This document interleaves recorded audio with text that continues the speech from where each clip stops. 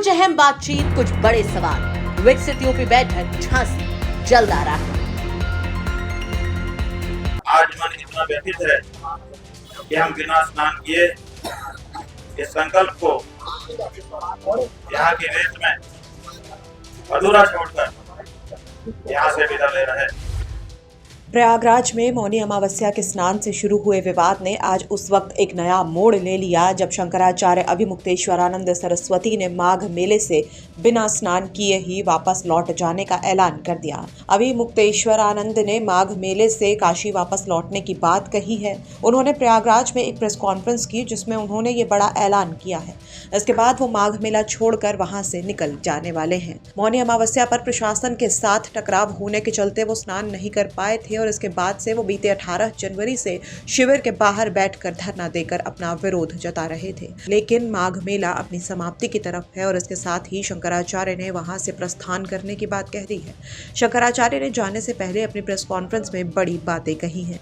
उन्होंने आरोप लगाया कि प्रशासन सुविधाएं देकर मुझे संतुष्ट करने की कोशिश कर रहा है, पर जो मारपीट की गई है उसके बारे में एक शब्द नहीं कहा गया। साथ ही उन्होंने ये भी कहा है कि सरकारी रेवड़ी बांटकर हमें फंसाया जाना चाहता है, इसलिए हमने ये फैसला किया है कि अब यहाँ से निकला जाए। इस पूरे प्रकरण से हमें काफी चोट पहुंची है।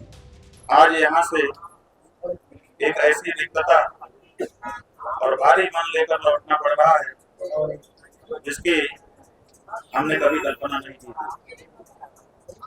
प्रयाग में जो कुछ भी घटित हुआ उसने न केवल हमारी आत्मा को झकझोरा है बल्कि न्याय और मानवता के प्रति हमारे सामूहिक विश्वास पर भी प्रश्न चिन्ह लगा दिया। संगम की इन लहरों में स्नान करना केवल एक धार्मिक क्रिया नहीं बल्कि अंतरात्मा की संतृप्ति का एक मार्ग भी है। परंतु आज मन इतना व्यथित है कि हम बिना स्नान किए इस संकल्प को यहाँ की रेत में अधूरा छोड़कर यहाँ से विदा ले रहे हैं। आज हम यहाँ से जा रहे हैं, लेकिन अपने पीछे सत्य की गूंज और उन अनुत्तरित प्रश्नों को छोड़कर जा रहे हैं जो प्रयाग की इस हवा में तो विद्यमान रहेंगे ही, लेकिन पूरे विश्व में वायुमंडल में विद्यमान रहेंगे और उत्तर की प्रतीक्षा करेंगे। प्रशासन और सरकार ने जो प्रस्ताव भेजा, आप बताइए, वो हमको सुविधा दे रहे हैं कि आपको हम पालकी में ले जाके ना लाएंगे। क्यों लेना होगे? जब हम पालकी में तुम्हारी तरफ से जाना गलत था तो क्यों ले जाओगे? और दूसरे हम आगे के लिए चारों शंकराचार्यों की एसओपी बनाते हैं। तो जब तुम ये बना सकते थे तो तुमने पहले क्यों नहीं किया? और जो मारपीट किया है, जो अपमान किया है, उसके बारे में एक शब्द नहीं। इसका मतलब कि मारपीट करवा के बच्चों का हम माहौल बनाएं और अपनी सुविधा ले लें। ये हमारी अंतरात्मा पर कितनी बड़ी चोट पहुंचा रहे हैं अपने प्रस्ताव से। क्या इस प्रस्ताव को कोई भी चेतनावान व्यक्ति स्वीकार कर सकता था? इसीलिए हमको लगा कि अब देर नहीं करना चाहिए, तत्काल यहाँ से निकलना चाहिए, क्योंकि ये लोग हमको लोभ लालच दे करके हमारी जो टेक है, जो हमारे मन में पीड़ा है कि सनातन धर्मियों को मारा पीटा गया, उससे विरत करना चाहते हैं। ये अभी भी उसी टैक्टिस पर है कि आपको हम ये सुविधा देते हैं, आपका ये सम्मान करेंगे, आप मान जाइए। अरे जो आपने पाप किया है उसका क्या होगा? लेकिन हमको लगा कि अब यहाँ पर रहना ठीक नहीं है।